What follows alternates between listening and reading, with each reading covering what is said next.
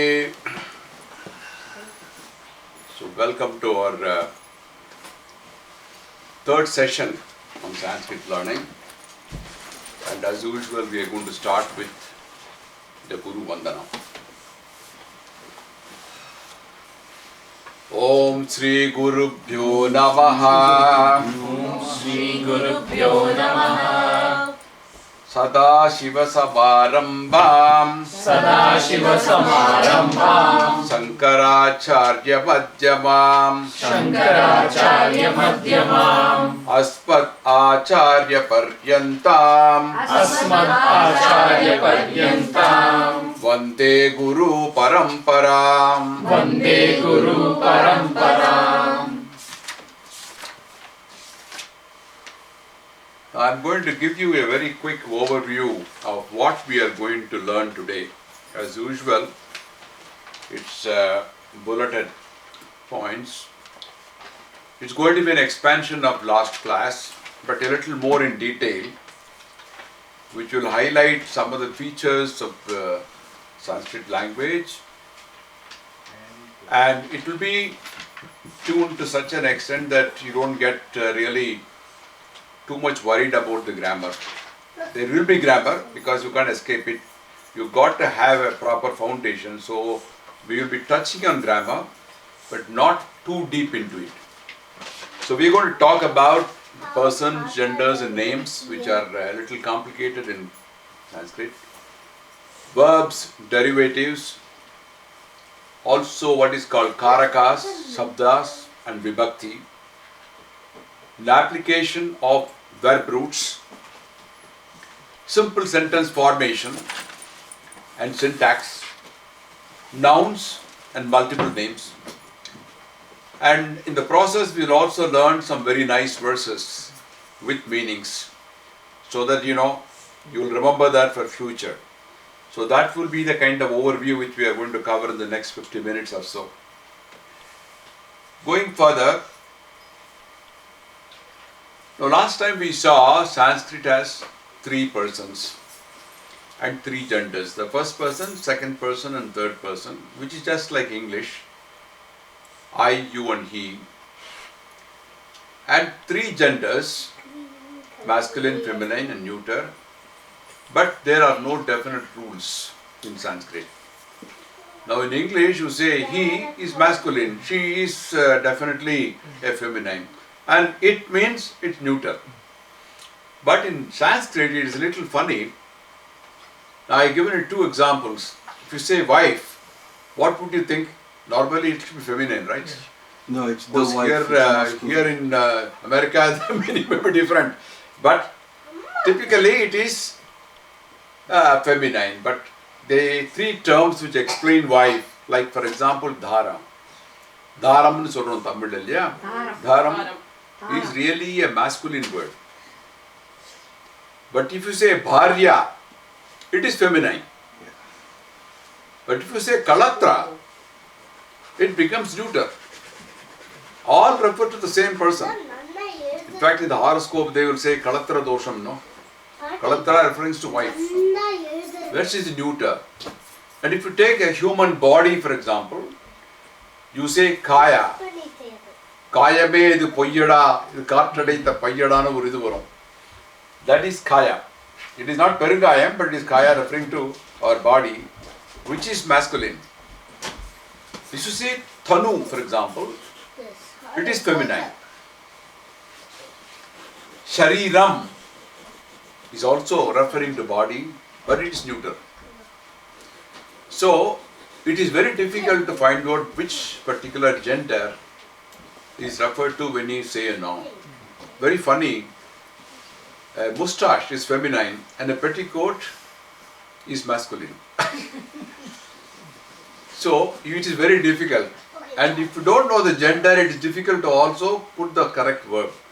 So, it's often necessary to refer to a dictionary to know the gender of a particular word. But as you go along and you learn, you automatically get to know what is the gender. So this is a little complicated in Sanskrit. But you must understand that not everybody is an expert, and wherever necessary, you should refer to your dictionary. So having said that, let's proceed further. Numbers. Again, you have those three numbers, singular, dual and plural. Now singular represents one, but it also represents a class. For example, you say a herd of lions. Naraha, Simmaha. These are all called singular only. And dual represents two. But if it is referring to parentage, like for example, Jagata Pitaro Vande Parvati Parameshwarao, it is actually referring to two, but parents is one single word really. Jagata Pitaro Vande Parvati Parameshwarao. Pitaro is only one. Plural indicates more than two. But it is also indicating sometimes to show respect. Iti Sankaracharyaha. When you say quote Sankaracharya, you end up by saying Iti Sankaracharyaha. Sankaracharyaha really means Sankaracharyas, plural. But it's also for showing the respect. Iti Sankaracharya. Even though it might be a quotation from one single Sankaracharya. Iti Sankaracharyaha. Names of countries, they are also in the plural because they represent people. Millions of people, thousands of people, therefore they are called in plural. So these are some of the differences. There are other languages where you have dual. For example, in Japanese you have. But when you point out, say, a plate, if you say 2 plates, it is different. If you say 3 plates, it is different. For example, in Japanese you say enpitsu is a pencil. 1 pencil is different from 2 pencils and 3 pencils. Check.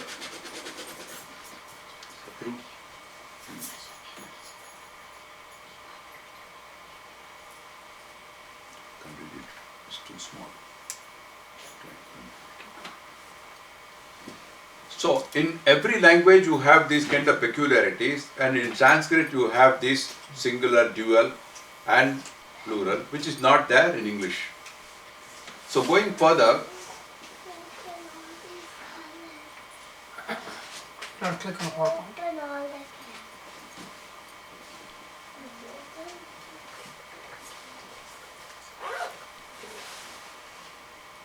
yeah, okay. You got one slide up. Now, verbs. This is very important in Sanskrit because this is where the complexity comes in really. It is not simple. It's very complicated.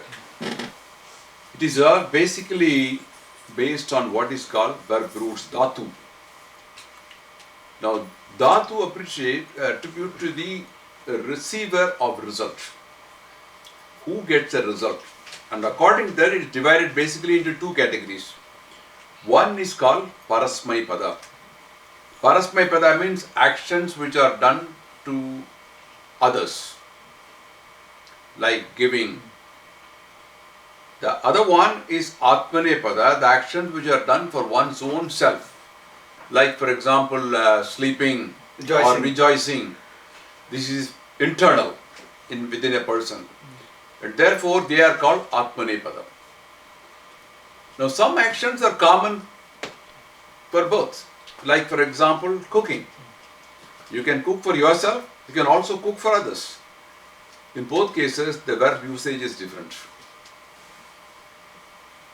I cook could mean I cook for myself, or I could cook for others also. The verb doesn't change, but here the verb is different.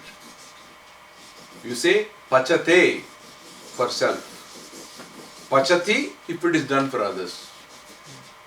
So you have therefore the basic classification, which itself could be a little confusing unless you know what is the context in which the verb is used.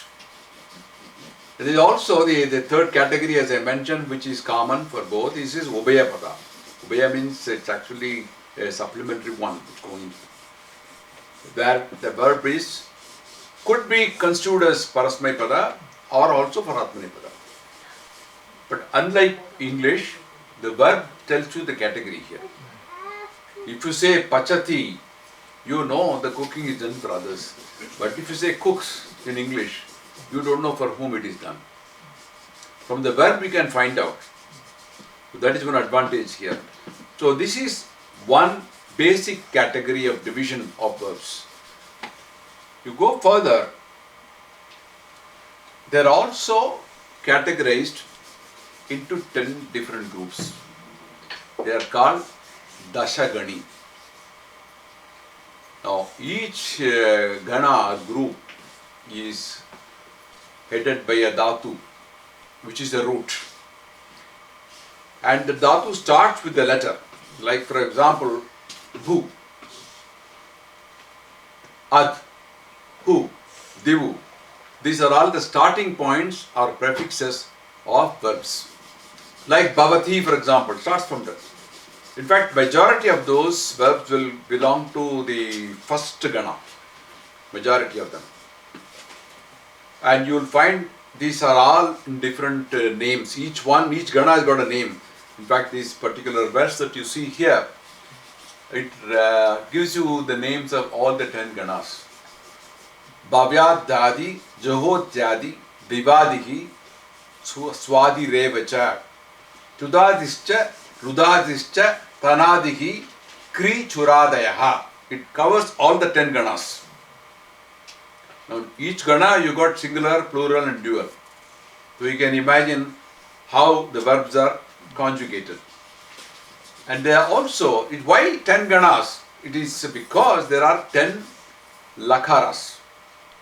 Now these are the tenses.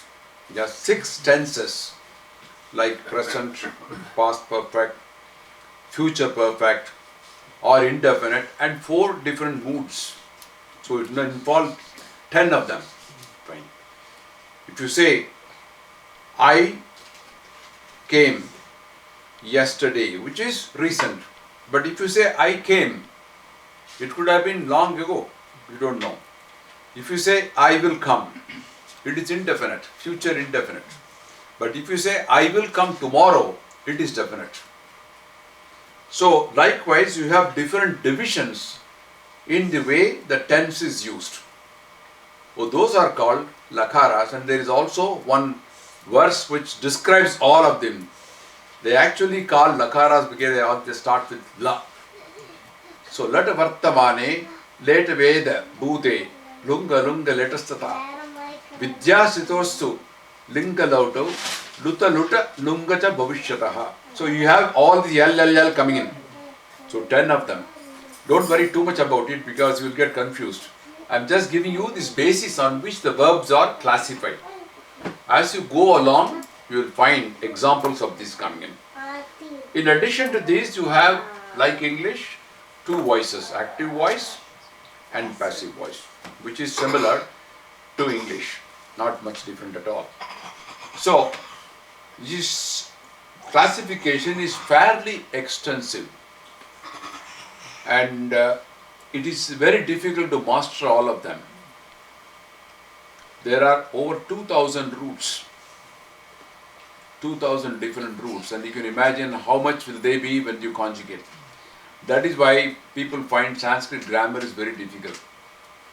It's a matter for doing a PhD research or something like that, and it is difficult for anyone to master it completely. But we should know how to really understand a particular sentence when you do it. So which is what we are trying to do now. I am going to give you some very simple examples of how to go about the fundamental singular, dual, plural, first person, second person, third person, starting with I. I have given you the English translation also. Like when you say aham, it means I. Now it is applicable for all genders. I can say I, Neelu can say I, anybody can say I. Dual is avam. When you say 2 people, avam. Avam means you and I, 2 people, avam. When you say all of us we, it is vayam. When you say group, there are many people, including me, and that time when you use we, you say vayam.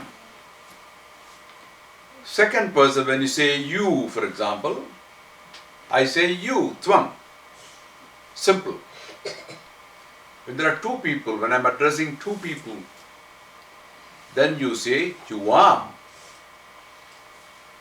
And when I say all of you, I use the word yuyam. Yuyam. It is different depending on the number of people. And the third person, if you see, now that the gender differs depending on what type of person you are going to say. If it is he, naturally it's masculine, you say saha. If there are two people, two men or two boys, you say tau. And if there are many people, then you say they, they. That is why when you say namaste, namaste, it's I offer salutations to you, namaste. The third person, feminine gender, when you say sa. If I have to address Neelu, I say sa. If I have to address Rajesh, I have to say saha. So the difference. And it is different from English because in English I say you and you. But it is not so in Sanskrit. So by way I address, you know what is the gender of the person I am addressing. It is saha or sa. We will later on form sentences and you will find this is usually coming. Now, if there are more than one person, then you say the. And many ladies, you say thou. Taha. Taha. And neuter, if I say this table, it says it cuts. There are two tables, and they say they.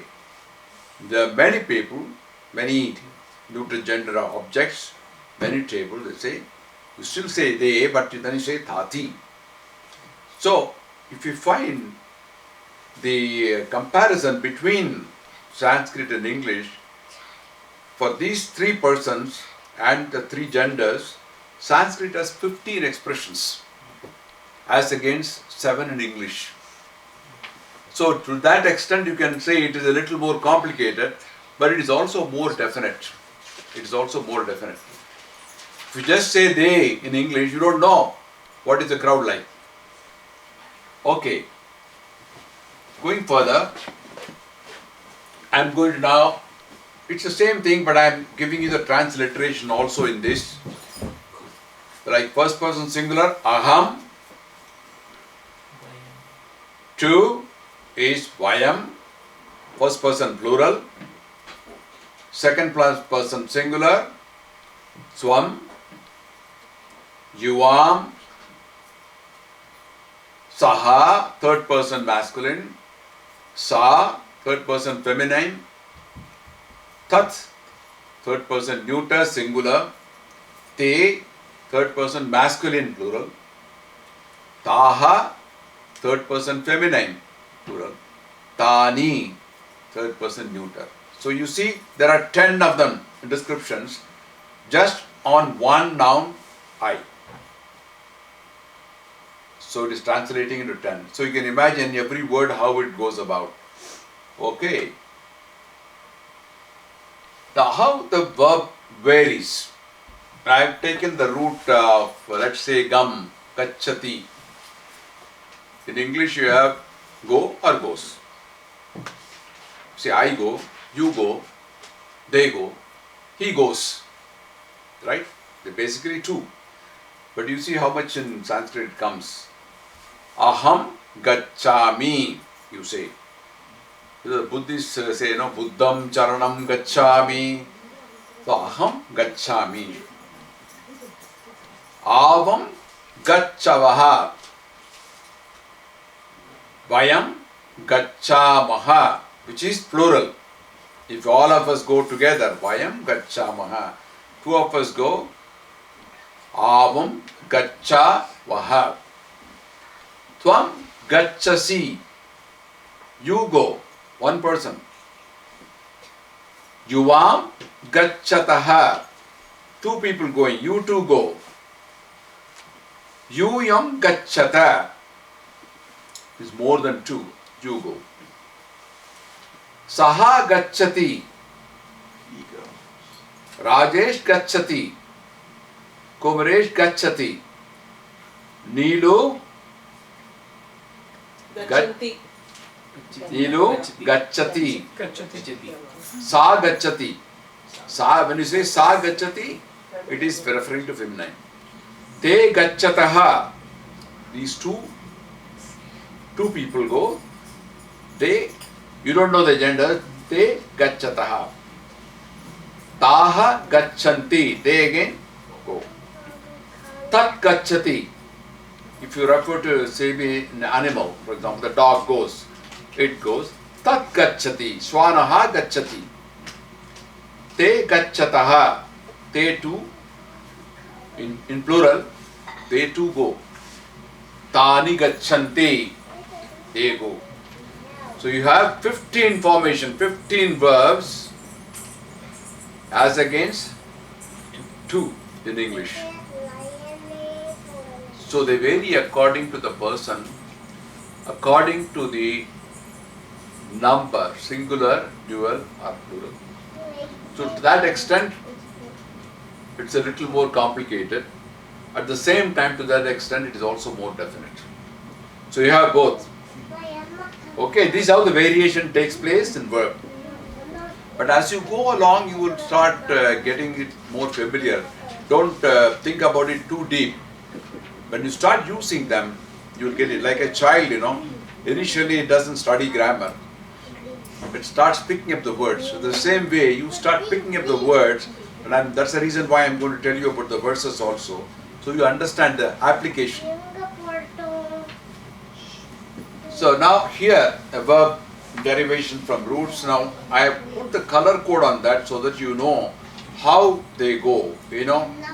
First person, if you take the verb root vada, vada means to speak. What? Vadami, I speak. Vadavaha, they two people speak. Vadavaha. Vadamaha, we all speak. Plural. Vadasi, you speak. Vadasi. Vadataha, two people. Vadata, there is no ha. Vadata, you all speak. Vadata. Vadati, third person. Vadataha, vadanti. You see there, first you have the red code, second blue code, and third one is the green code. Now those remain same for certain verb roots. Like me, si, ti, va, taha, taha, ma, ma, ta, inti. So those will remain the same for certain verb roots. I'll give you two examples in the next slide. For example, pa is the verb root to drink. Pani comes from that.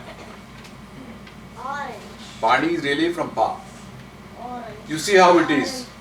Pibami, pibavaha, pibamaha. Pibasi, pibataha, pibatha.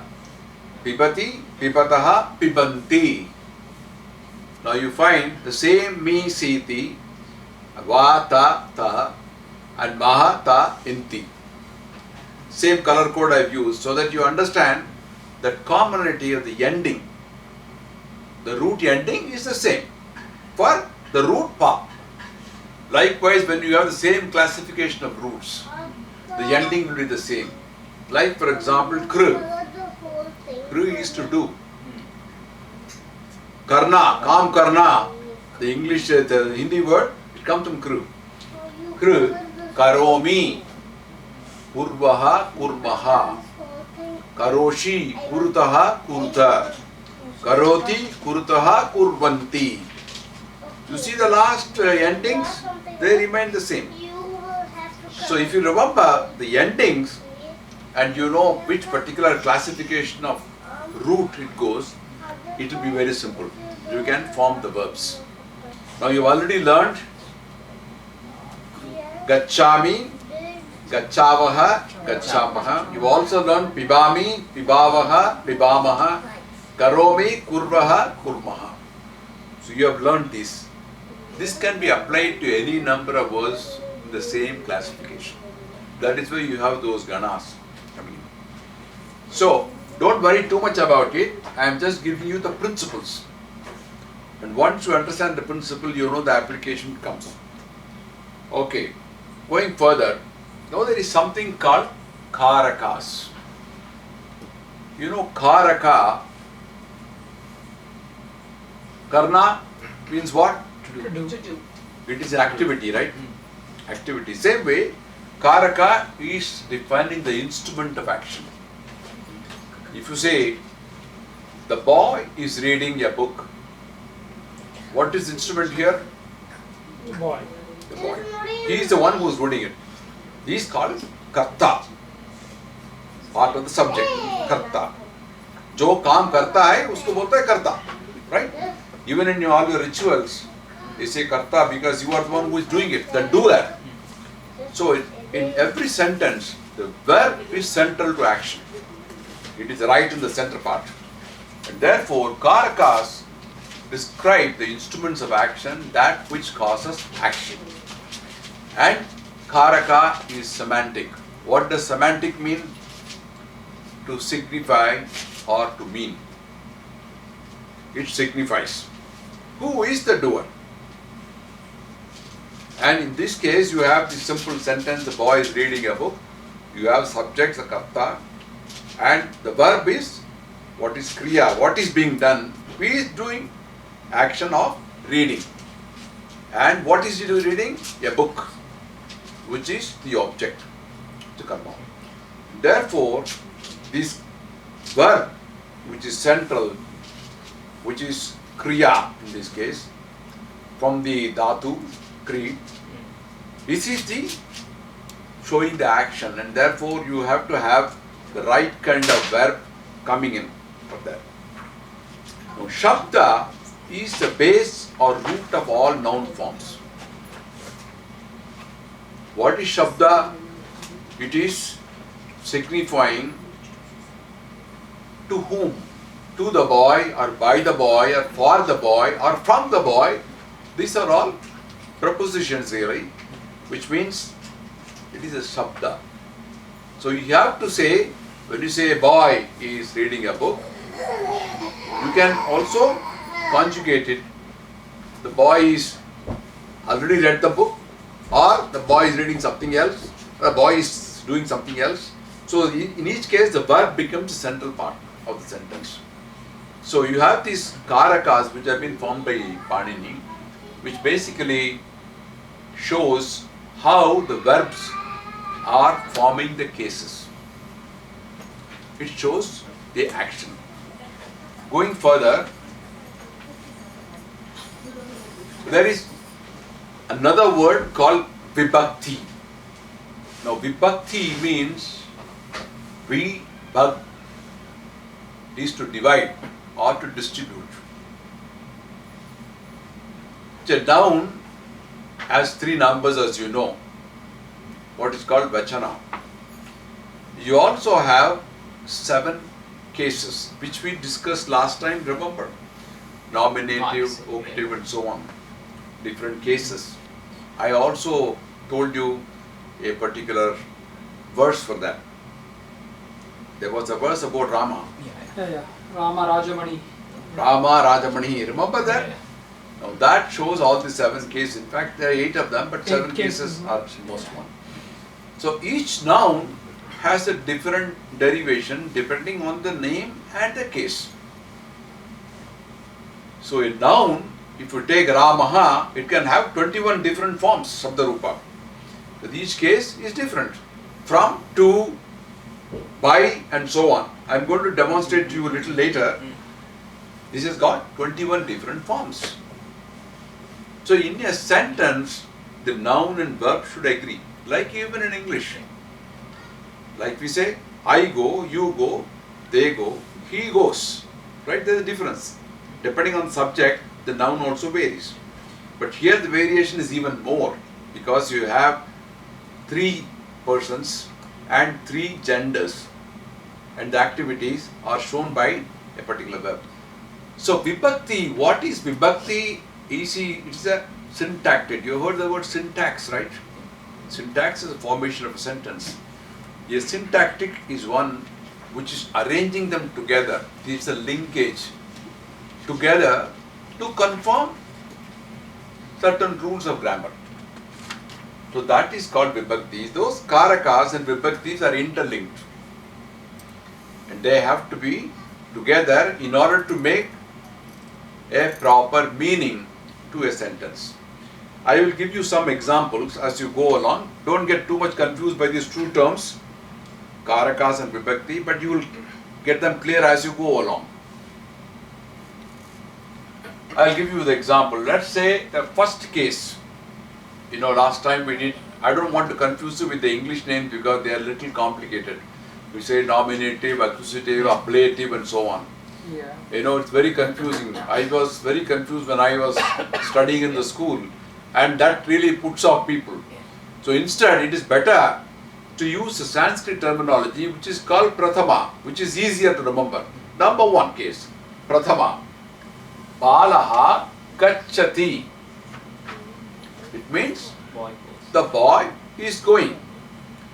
Now, how is it defined? By asking the question who or what. Who is going? The boy is going. Therefore, it comes the first case. Balaha gacchati. It becomes very simple in the first nominative case or the prathama. They are called in Sanskrit prathama. Balaha gacchati. Boy is going. Who is going? What is going? Now, if it is somebody else, the verb will change, as you know. I mentioned earlier, if it is a girl going, it may be different. If it is a dog going, it will be something different. So, dvitiya vibhakti, bala pustakam patati. Now, you say bala, not balaha. Bala means a girl. Balaha is a boy. Bala pustakam patati.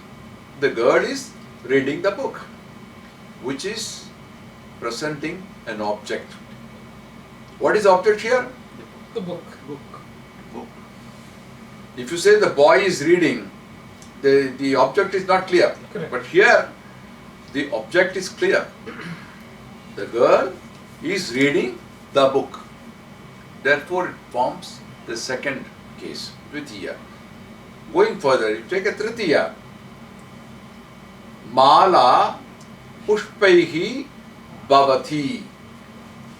A garland is made by using flowers.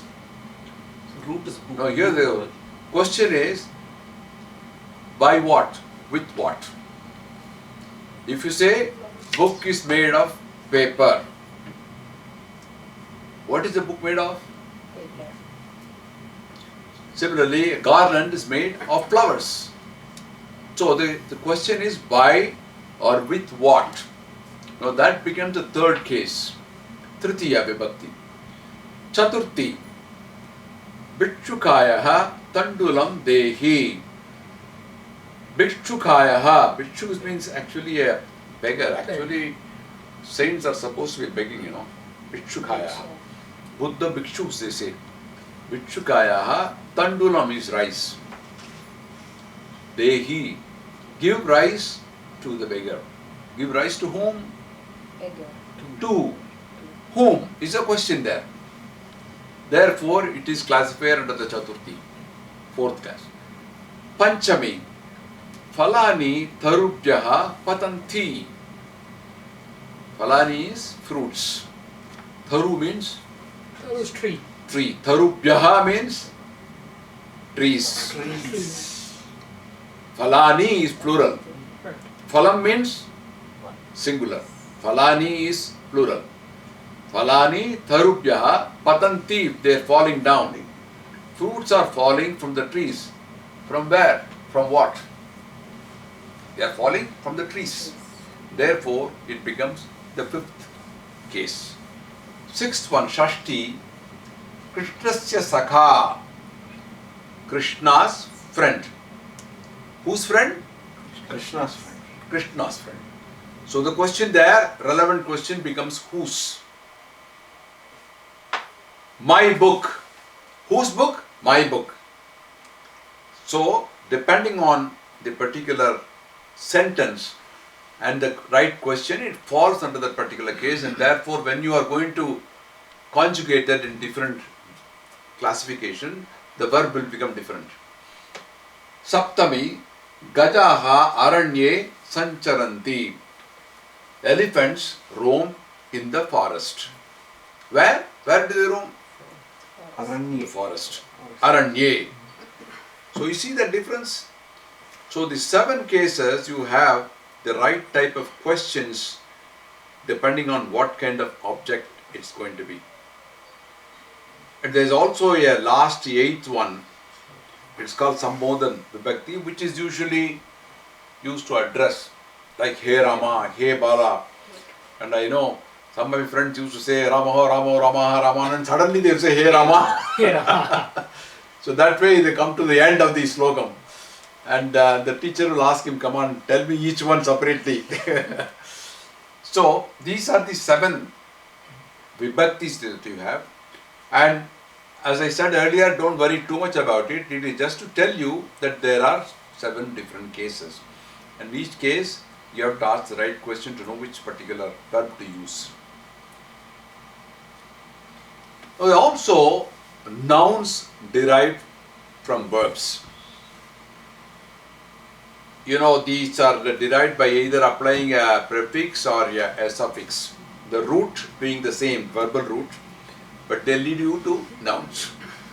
Like for example, Naya. I think I did mention last time, Naya means to lead.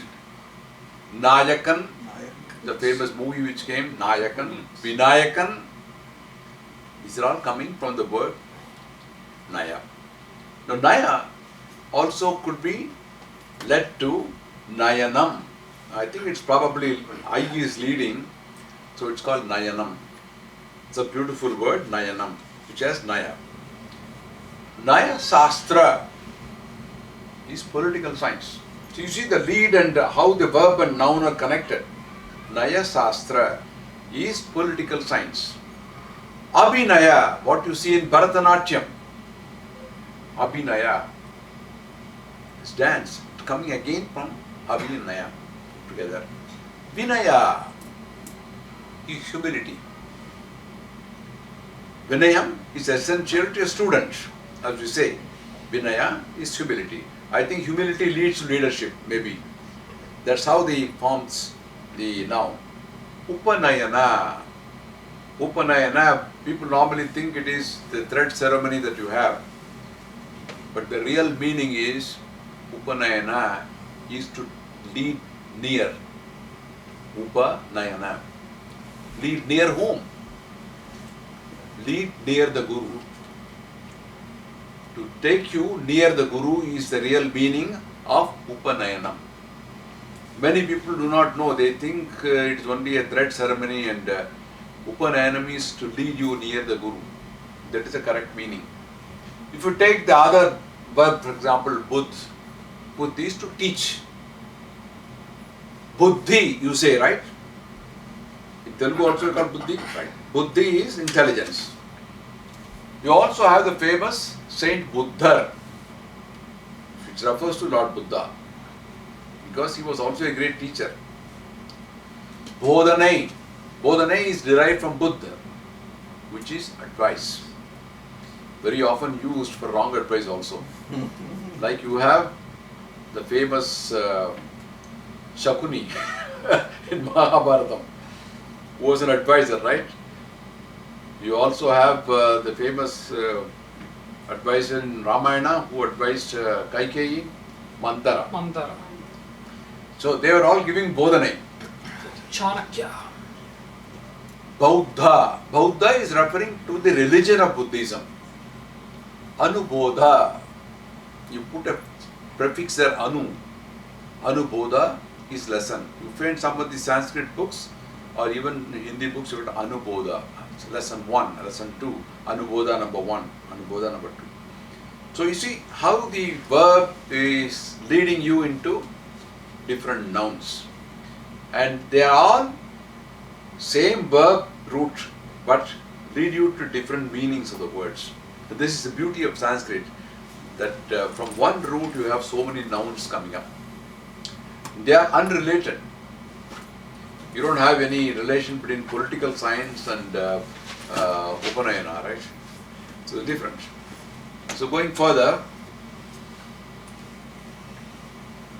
prepositions like upasarga, they call it. It's called prefix. Upasarga. Upasargena dhatu artho balat anyatra niyate. Now what it means is, upasargena means dhatu artho. The meaning of a verb is forcibly, balat, taken away elsewhere by a prefix. Balat anyatra niyate is taken away. Now that is a typical Sanskrit way of explaining how a prefix changes the meaning. The meaning of a verb is forcibly taken elsewhere by a prefix. For example, you consider the root hr, which means to take away. Not take away, take out. If you add the word pra plus hr, prahr becomes prahar. Prahar is to hit, to give a blow. You see the difference between hr and prahar. There is a difference. You add another prefix called ah and h. It becomes ahara. Ahara means food, to eat. See the difference? There is no connection at all between these two. But the root is same. Third you say sam, hr. We had the word samhar. Samharam nu solron illaya. Like Naragasuran was killed by Krishna. Samharam. Sura Samhara. Rama killed Ravana, Samharam. So that is, Samhara means to destroy. In fact, to destroy completely. That is Samharam. But it joins two, Sam and Hr. Like Vi and Hr is Vihar. You have places which have the name Vihar, Vasanta Vihar in Delhi, right? And Vihar means to roam around. It's a place to roam around. Vihar. Some people even keep the name for their house. It is a very large mansion. They keep it as Vihar. To roam. Pari and Hr leads to Parihar, which is to abandon. We have the word Pariharam. When the planets are not in favor of you, you have nothing like Pariharam. What you do, meaning is to abandon the bad effects, to throw them out. That is called Pariharam. To counter them, which is taking away some of those, what you call the bad effects of it. So, these are the propositions which change the meaning completely when you join them with one single root. And that is again a beauty of Sanskrit. Now about syntax. It's very amazing. You know, in English, if you say Vidya reads a book, it's just one. But there are 5 different ways you can say it in Sanskrit without changing the meaning. Vidya pustakam patati. Vidya reads a book. Pustakam Vidya patati. Still means Vidya reads a book. Pustakam patati Vidya. That also means the same thing. Patati Vidya Pustakam also means the same thing.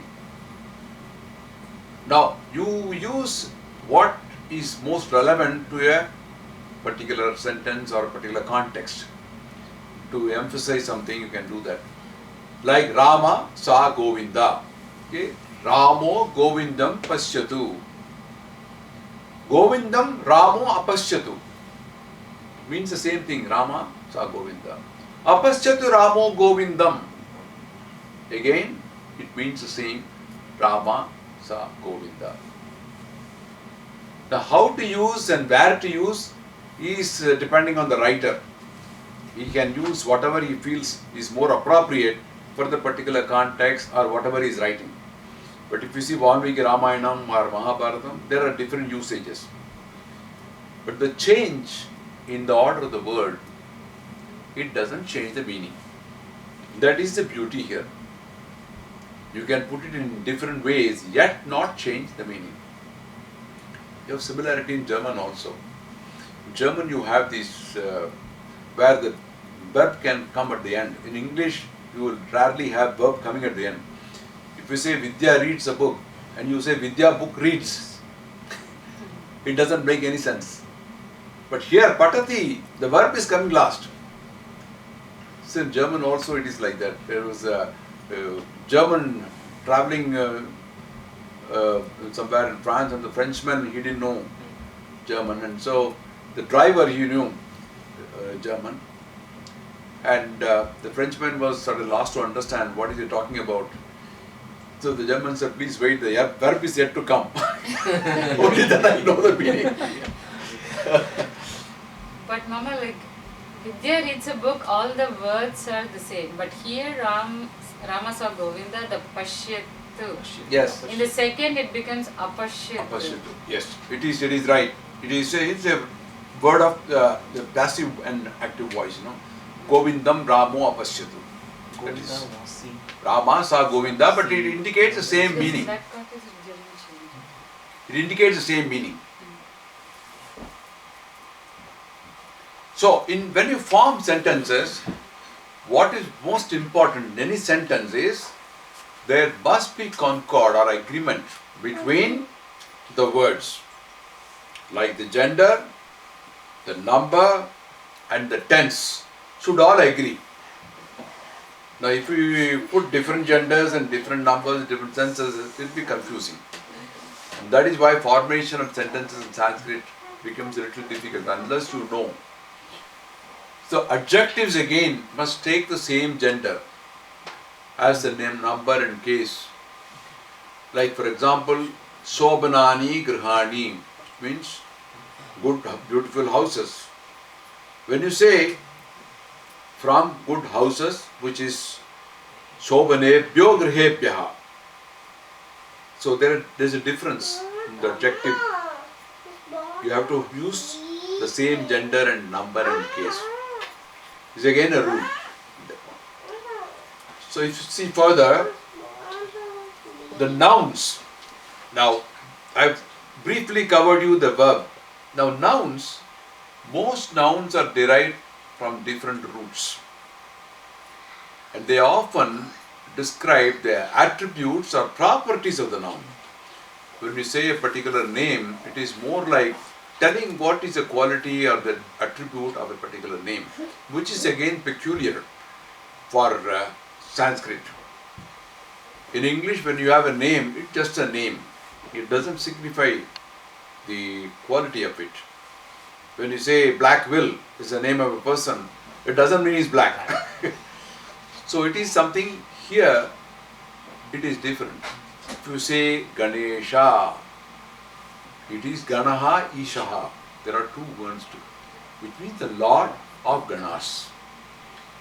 The same Ganesha, you can also say Gaja Vadana, which means Gaja Vadana, two words, elephant face. Ekadanta refers to attribute of having one tusk. Vakratunda means having a broken tusk. It is an attribute, but all refer to the same deity. So names also, every name, you find proper names, you have a meaning to it. Like if you say Mahalakshmi, it is Lakshmi who is really superior, Maha, Mega. So multiple names for a single object. That's a core feature of Sanskrit.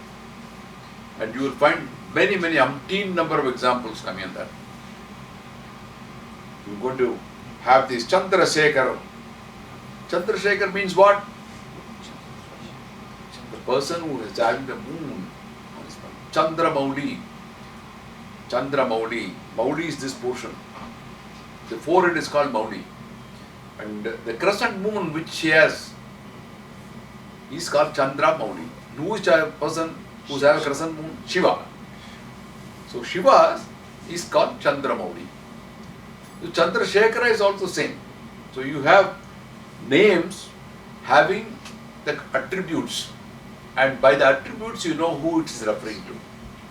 So when you say Vakratunda Mahakaya, you are referring to Exactly. Vakratunda Mahakaya, you said Mahakaya means what? Maha is superior. Kaya I mentioned you earlier. Big body, giant body, Mahakaya.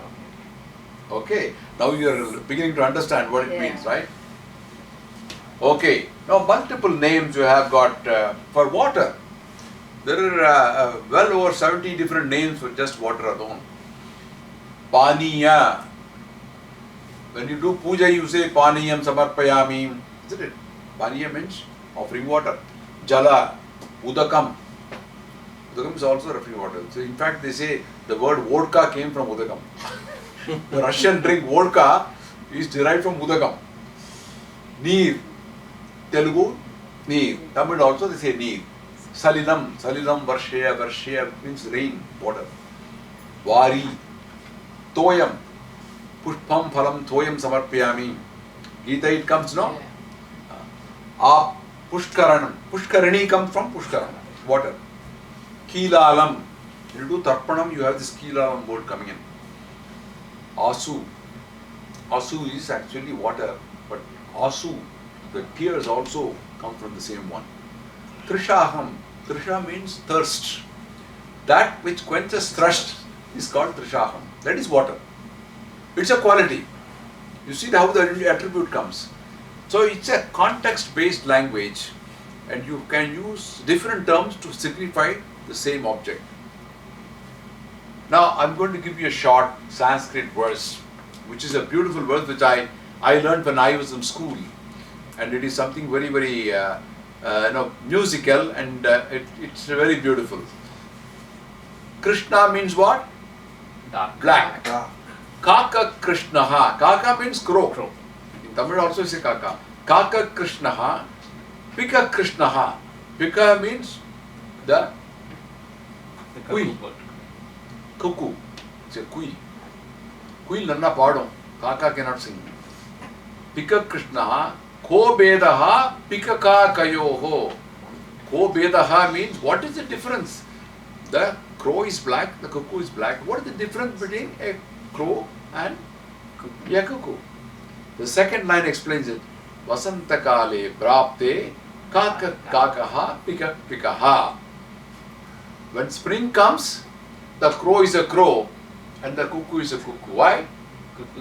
Because the cuckoo will start singing when the spring comes. Vasantakale.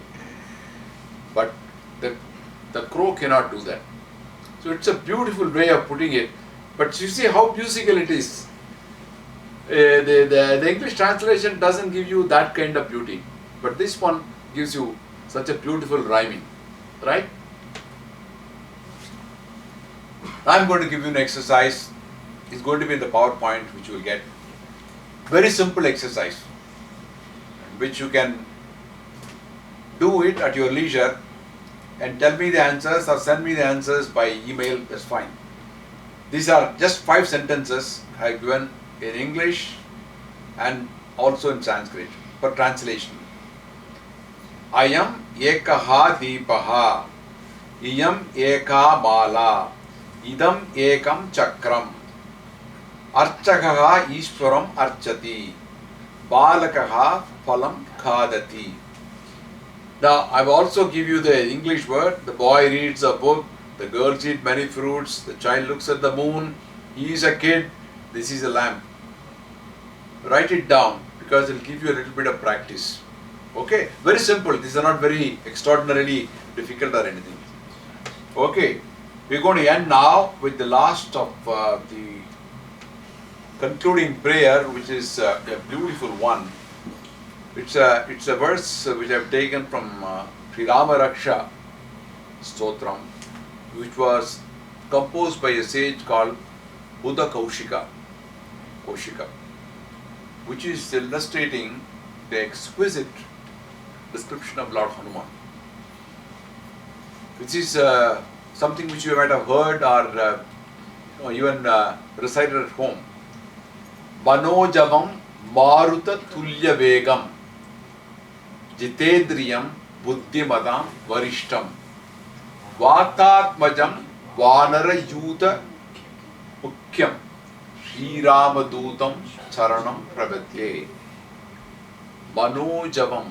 Mano means what? Mind. Heart. Javam means what? Brain. Speed, travel. Manojavam. It's like fast, like a mind, it travels fast. Maruta Tulya Vegam. Maruti is what? Hanuman. Maruti is the mountain. Marutaha means wind. Wind. He is the son of Marutam. Tulya Vegam. Vayuputran illaya. Correct. So he is called Maruti. Tulya Vegam means very fast. Vegam is, Tamil also uses Vegam, right? Yeah. Fast. So he goes at the speed of mind. Mind, it's strange that monkeys cannot sit at one place.